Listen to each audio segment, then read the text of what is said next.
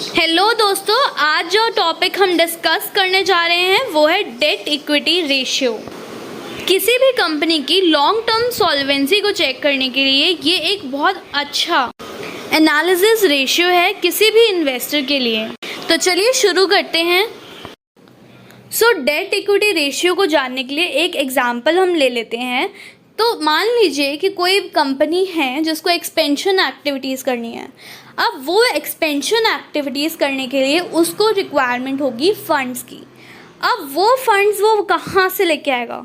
उसके पास ऑप्शन रहते हैं, या तो वो डेट इशू करेगा, या मतलब कि या तो वो लोन लेगा बैंक से, या वो डिबेंचर्स इशू करेगा, या कोई भी उसके पास अदर ऑप्शंस हो सकते हैं जिसको हम कहते हैं आउटसाइडर्स लायबिलिटी, जो कि लायबिलिटी होगी कंपनी के ऊपर, जो कि उसको पे करनी पड़ेगी विद इंटरेस्ट। दूसरा ऑप्शन हो सकता है उसके पास कि वो इक्विटी इशू करे। तो इक्विटी में आ सकते हैं, या तो वो इक्विटी शेयर्स इशू कर देगा। तो ये जो हो जाते हैं, ये हो जाते हैं शेयर होल्डर्स। तो ये जो होते हैं ओनर्स ऑफ दी कंपनी होते हैं। इसलिए जब भी कंपनी के पास इन फ्यूचर प्रॉफिट्स आएंगे तो उस केस में सबसे पहले जो पेमेंट होती है वो डेट की पेमेंट होती है, लोन की पेमेंट होती है विद इंटरेस्ट। फाइन। उसके बाद जाके अगर प्रॉफिट कुछ बचता है तो वो शेयर होल्डर्स में डिस्ट्रीब्यूट किया जाता है। अगर आप डेफिनेशन को देखें तो definition of date equity ratio हमें ये बताती है कि कंपनी के पास कितनी इक्विटी है टू पे ऑफ इट्स डेट।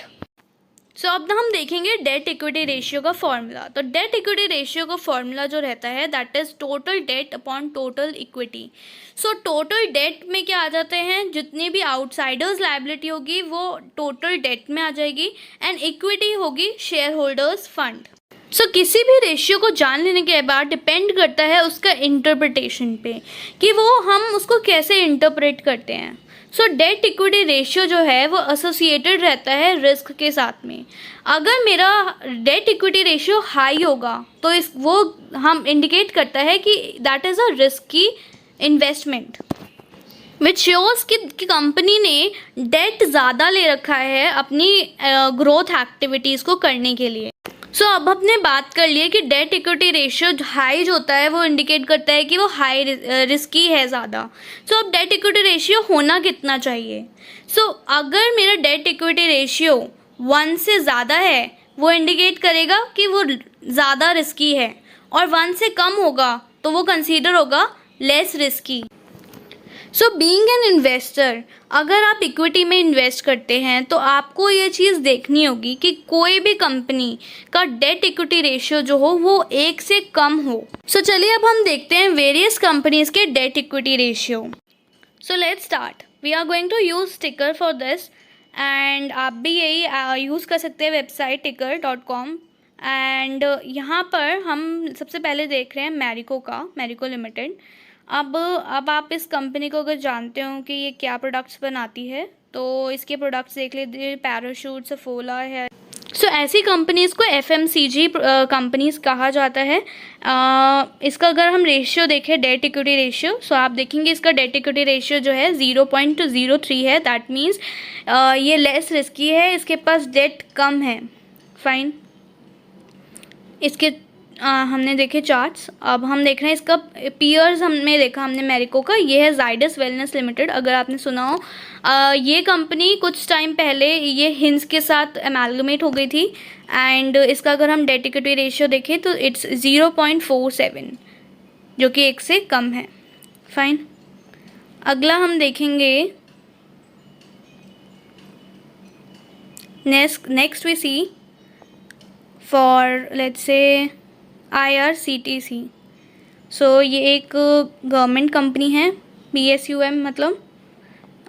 तो हम इसका डेट इक्विटी रेशियो देखेंगे। इसका डेट इक्विटी रेशियो अगर आप देखेंगे तो इसका डेट इक्विटी रेशियो है 0।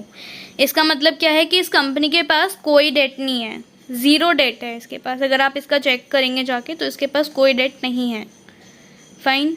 उसके बाद हम देख रहे हैं इन्फोसिस लिमिटेड को, एंड अगर आप इसको देखेंगे तो इसका PE रेशियो आपको पता चलेगा, इसका डेट इक्विटी रेशियो आपको पता चलेगा कि इसका डेट इक्विटी रेशियो है 0।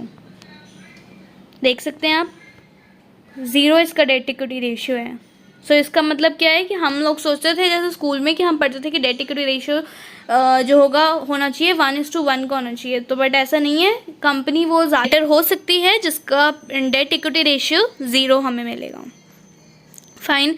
सो हमने रिलायंस का देखा, रिलायंस इंडस्ट्रीज़ का, तो इसका डेट इक्विटी रेशियो हम देखेंगे, इसका डेट इक्विटी रेशियो है 0.51। फाइन। नेक्स्ट हम देखेंगे विप्रो का, विप्रो लिमिटेड। विप्रो लिमिटेड का अगर आप देखेंगे डेट इक्विटी रेशियो, सो आपको पता चलेगा इसका डेट इक्विटी रेशियो है, लेट मी सी, इसका डेट इक्विटी रेशियो है 0.13। तो इस वीडियो में हमने देखा डेट इक्विटी रेशियो कि कितना डेट इक्विटी रेशियो हाई अगर है सो वो इंटरप्रेट हम करते हैं कि वो ज़्यादा रिस्की है। अगर मेरा डेट इक्विटी रेशियो कम है उसे हम इंटरप्रेट करते हैं कि वो कंपनी लेस रिस्की है। और किसी भी कंपनी में अगर मैं इन्वेस्ट कर रही हूँ एज एन इक्विटी होल्डर, तो वो कंपनी का डेट इक्विटी रेशियो हमेशा 1 से कम होगा तो बेटर माना जाएगा। तो किसी भी कंपनी में इन्वेस्ट करने से पहले उसके एनालिसिस के लिए हमारे पास जो भी रेशियोज़ होते हैं उनमें से एक डेट इक्विटी रेशियो एक इम्पॉर्टेंट इंटरप्रिटेशन रेशियो है। तो दोस्तों यहाँ मैं अपनी वीडियो एंड करूँगी। अगर आपको मेरी वीडियो पसंद आई हो तो प्लीज़ मेरी वीडियो को लाइक और शेयर ज़रूर कीजिए। अगर आपको क्वेरी हो या कोई आपको फीडबैक देना हो तो प्लीज़ मेरी वीडियो पे कमेंट करिए। And thank you so much for watching my video.